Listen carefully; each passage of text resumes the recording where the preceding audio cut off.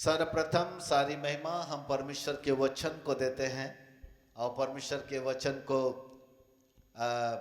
परमेश्वर ने अपने नाम से कहीं अधिक महत्व दिया है और इसलिए हम उस वचन को अपने जीवन के अंदर प्रथम स्थान देते हैं। आज हमने भजन संहिता 114 का अध्ययन किया।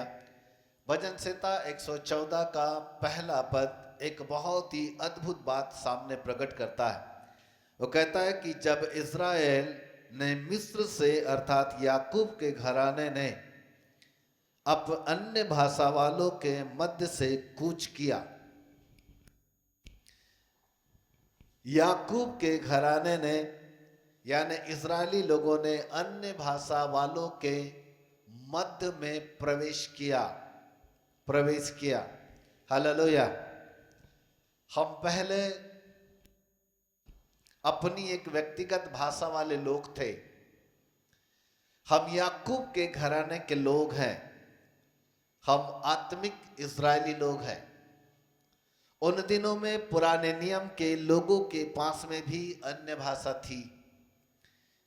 दानिएल ने भी अन्य भाषा का अर्थ राजा के सामने प्रकट किया था, क्योंकि वो एक ऐसी भाषा में लिखा गया था जिसका अर्थ कोई नहीं जानता था। तब दानिएल को बुलाया गया और दानिएल ने उस भाषा का अर्थ प्रकट किया।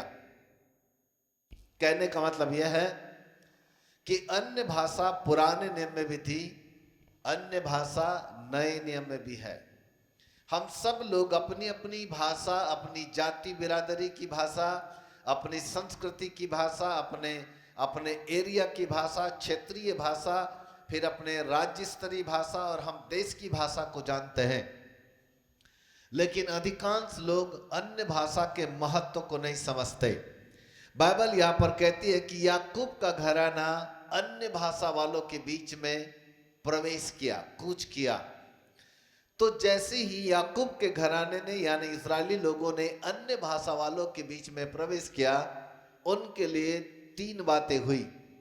और वही बाइबल हमको भी सिखाती है कि विश्वास करने वालों में ये चिन्ह होंगे कि वे दुष्ट आत्माओं को निकालेंगे, वे बीमारों पर हाथ रखेंगे तो बीमार चंगे हो जाएंगे, और फिर लिखा है कि वे नई नई भाषा बोलेंगे।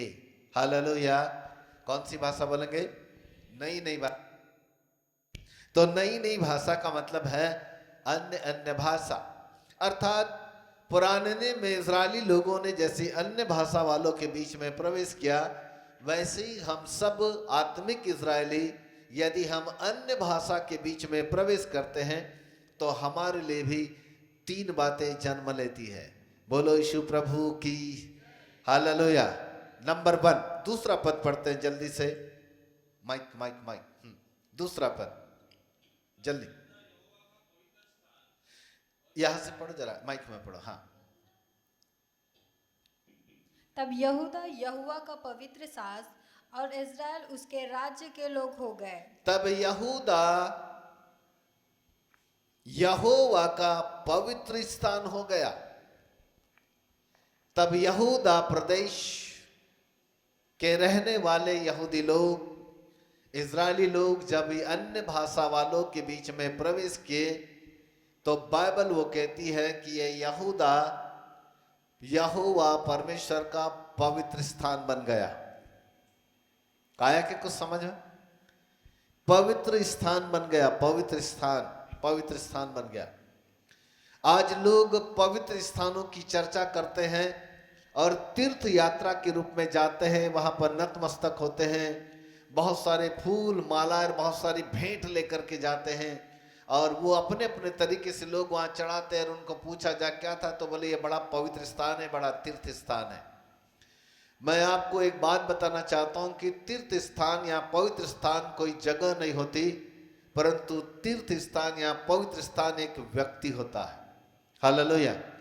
जब एक व्यक्ति अन्य भाषा वालों के बीच में प्रवेश कर जाता का मतलब है जब एक व्यक्ति अन्य भाषा को अपने जीवन के अंदर आने देता है, जब वो अन्य भाषा बोलने लगता है तो सबसे पहले हमारा ये शरीर, हमारा ये जीवन परमेश्वर का पवित्र स्थान बन जाता है। हालेलुया। क्या बन जाता है? परमेश्वर का पवित्र स्थान, इसलिए पौलुस ने लिखा, क्या तुम नहीं जानते कि तुम्हारा शरीर पवित्र आत्मा परमेश्वर का मंदिर है। मंदिर है कहने का मतलब है कि अन्य भाषा पवित्रता को जन्म देती है। जो व्यक्ति जितना ज्यादा अन्य भाषा बोलता है, जितना ज्यादा अन्य भाषा का प्रयोग करता है, जितना ज्यादा अन्य भाषा का इस्तेमाल करता चला जाता है, सो पहली चीज परमेश्वर की ओर से होती है कि पवित्रता उसके जीवन के अंदर आने लगती है और वो परमेश्वर का पवित्र स्थान बन जाता है। बोलो यीशु प्रभु की हालेलुया।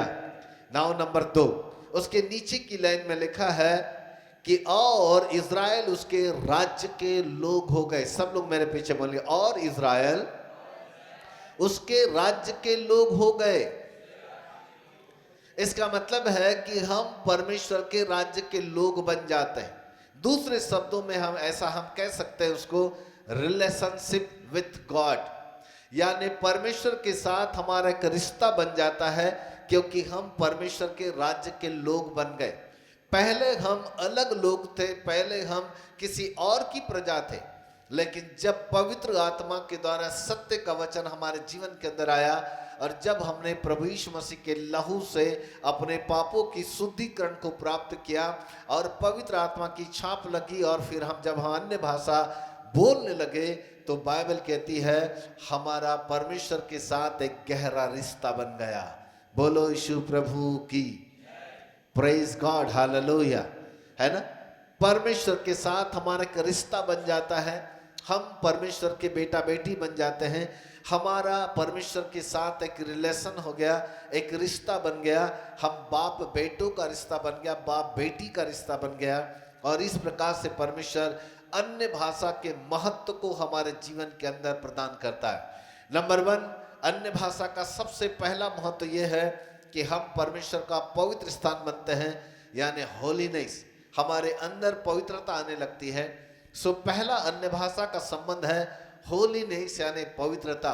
अन्य भाषा का दूसरा संबंध है रिलेशनशिप, इसका मतलब है परमेश्वर के साथ हमारा एक रिश्ता। और अन्य भाषा का तीसरा महत्व, तीसरा संबंध जो है वो 3 पद से हम आगे पढ़ते हैं तो वहां पर हमको मिलता है। समुद्र देखकर भागा, यरदन नदी उल्टी बही, पहाड़ मेढों के समान उछलने लगे, पहाड़ियां भेड़ बकरियों के बच्चों के समान उछलने लगी। हे समुद्र तुझे क्या हुआ कि तू भागा, हे यरदन तुझे क्या हुआ कि तू उल्टी बही, हे पहाड़ों तुम्हें क्या हुआ कि तुम भेड़ों के समान, और हे पहाड़ियों तुम्हें क्या हुआ कि तुम भेड़ बकरियों के बच्चों के समान उछलने लगी। आपको मालूम है 3, 4, 5 पद क्या बोल रहा है? हे समुद्र देखकर भागा। जब इज़राइल अन्य भाषा वालों के बीच में कूच किया, प्रवेश किया, तो बाइबल कहती है समुद्र देख करके भागा, पहाड़ कांपने लगे, यरदन नदी उल्टी बहने लगी, पहाड़ और पहाड़ियां बकरियों के समान उछलने लगे। दैट मीन्स अथॉरिटी, अधिकार, अधिकार, अधिकार।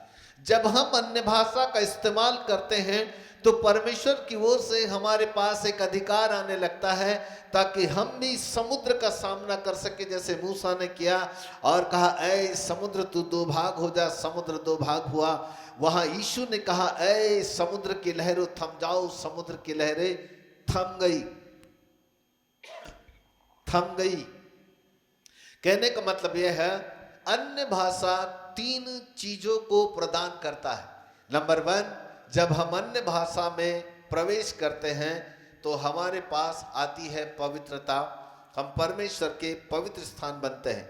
नंबर 2, हम परमेश्वर के साथ हमारे का रिश्ता गहरा बन जाता है, हम खुदा के बेटे और बेटियां बन जाते हैं। और नंबर 3, हमारे पास अधिकार आता है ताकि हम पहाड़ों को कहें उखड़ जा और समुद्र में जा गिर, तो पहाड़ भी हमारी आज्ञा मानेगा, वो समुद्र में जाकर के गिर जाएगा। मेरे प्रिय प्रभु के बाल को अन्य भाषा का इस्तेमाल करना सीखो। 1 कुरिन्थियों के 14 अध्याय में अन्य भाषा के विषय में लिखा हुआ है। नए नियम में बहुत सारे स्थानों के ऊपर अन्य भाषा के विषय में लिखा हुआ। जब पवित्र आत्मा उनके जीवन के अंदर उतरा, तब वे लोग अन्य भाषा बोलने लगे। अन्य भाषा एक साधारण भाषा नहीं है, परंतु अन्य भाषा पवित्र आत्मा परमेश्वर की भाषा है। अन्य भाषा एक स्वर्गीय भाषा है, और वो भाषा जो है परमेश्वर हमको प्रदान करता है। हम जब अन्य भाषा के अंदर प्रवेश करने लगते हैं, हमारे साथ तीन चीजें होती है। जितना ज्यादा हम अन्य भाषा बोलते हैं, नंबर 1, हमारे अंदर परमेश्वर की पवित्रता आने लगती है, यानी हम परमेश्वर का पवित्र स्थान बन जाते हैं। नंबर 2, हमारे अंदर परमेश्वर के साथ किसके साथ एक रिश्ता बन जाता है, हम उसके बेटा बेटी बनते हैं। नंबर 3, हमारे पास अथॉरिटी आने लगती है, अधिकार आने लगता है। हम पहाड़ों को आज्ञा दे सकते हैं, हम समुद्र की लहरों को आज्ञा दे सकते हैं, वे हमारी आज्ञा मानेगी। बाइबल कहती है वो भेड़ों के नाई पहाड़ कांपने लगेंगे, उछलने लगेंगे। भेड़ बकरियों की नाई पहाड़ियां भी उछलने लगेगी। अद्भुत होगा। यरदन नदी उल्टी बहेगी का मतलब है असंभव संभव हो जाएगा, नामुमकिन मुमकिन होने लगेगा। ओ असाधारण चीजें साधारण होने लगेगी, हमारे लिए सब कुछ संभव होने लगेगा। वो है अधिकार। वो अधिकार परमेश्वर हमको देता है, और उस अधिकार का इस्तेमाल और रिश्ते का इस्तेमाल और पवित्रता का हमारे जीवन के अंदर आने का एक गहरा संबंध है, और वो है अन्य भाषा। वो है अन्य भाषा। इसलिए पौलुस ने कहा अन्य भाषा बोलने से किसी को मना मत करो, क्योंकि अन्य भाषा ही है जो हमको परमेश्वर के बहुत करीब लेके जाती है। बोलो यीशु प्रभु की जय। प्रार्थना करेंगे। पवित्र पिता परमेश्वर, धन्यवाद देते सुंदर समय के लिए कि आपने भजन संहिता 114 अध्याय हमारे सामने रखा। बाइबल कहती प्रभु कि जब याकूब के घराने के लोग अन्य भाषा वालों के बीच में प्रभु जी प्रवेश किए, तब खुदावंद वो यहूदा का पवित्र स्थान बन गए, वो इज़राइल के राज्य के लोग हो गए, उसके लोग हो गए। और प्रभु जी बाइबल कहते कि समुद्र देख करके भागा, यरदन उल्टी बहने लगी, पहाड़ और पहाड़ियां कांपने लगे। एक बड़ा अधिकार आया। याकूब के वंश के लोगों के अंदर परमेश्वर का पवित्र स्थान बन गए, पवित्रता आई। याकूब के वंश के लोग परमेश्वर के राज्य के लोग बन गए, और याकूब के वंश के लोगों के पास एक बड़ा अधिकार आया। तब प्रभु उस अधिकार के तहत मूसा समुद्र को 2 भाग करता है, मूसा चट्टान से पानी निकालता है, मूसा अद्भुत कामों को अंजाम देता है। पवित्र आत्मा परमेश्वर वही पावर नए नियम में भी अन्य भाषा का है। प्रभु जब हम अन्य भाषा बोलते हैं, अद्भुत बातें घटने लगती है, अद्भुत मिराकल्स होने लगते हैं, असंभव संभव होने लगता है, नामुमकिन मुमकिनताओं में बदलने लगता है। ये पहाड़ हमारी आज्ञाओं का पालन करने लगता है, ये समुद्र की लहरें थम जाती है, और पिता परमेश्वर यरदन उल्टी बहने लगती है। बाप आसमानी आपके नाम को धन्यवाद और धन्यवाद और धन्यवाद देते हैं। हालेलुया। रिलारी समानमा सखाते खंदनमा तरीता नथारिया शबदनम तरियंदनमा तियंदना।